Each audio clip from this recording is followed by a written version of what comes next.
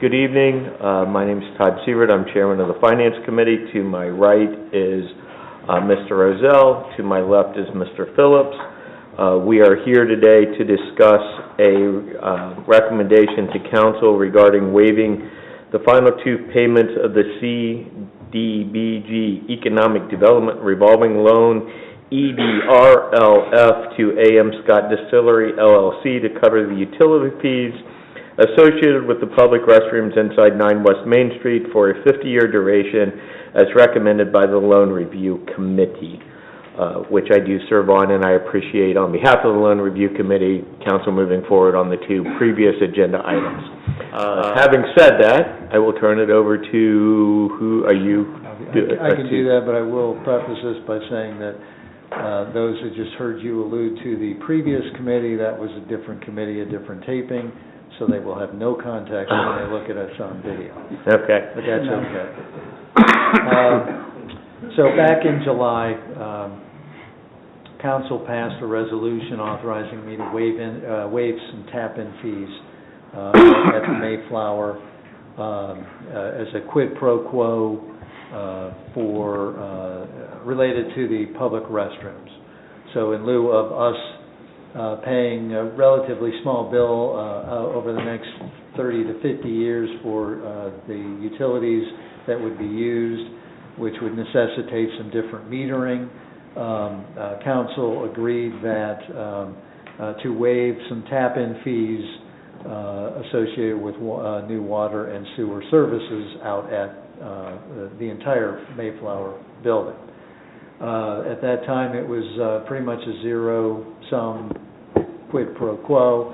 However, subsequent to council's approval, the contractor and the owner identified that there are, in fact, two existing water and sewer meters that are already there, and the size of the meters that we had anticipated they would need and would have necessitated a much higher tap-in fee are not needed and would be reduced. And so what's important there is, number one, the reduced size of the meters is a savings, and so the value of the tap-in fee waiver is much lower.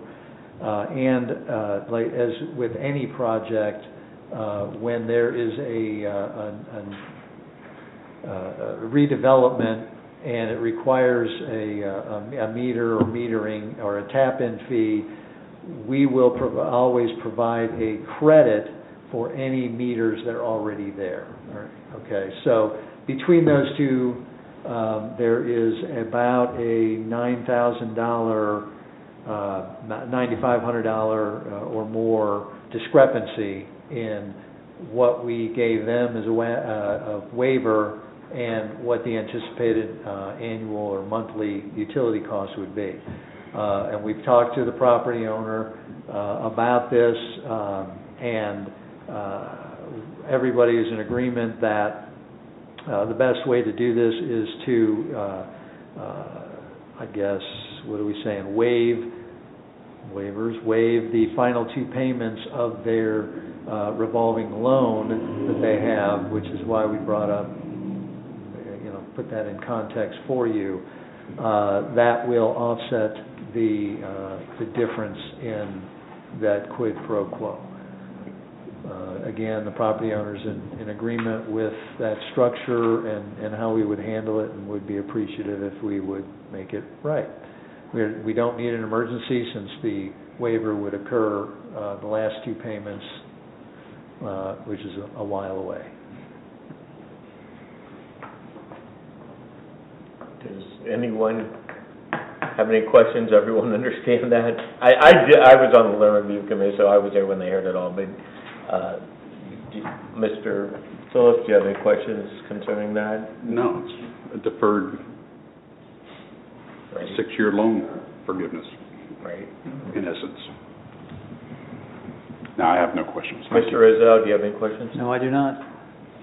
Anyone in the audience? Well, let's do council members first. Any council members have any questions concerning this? Seeing none. Anyone in the audience have any questions concerning this?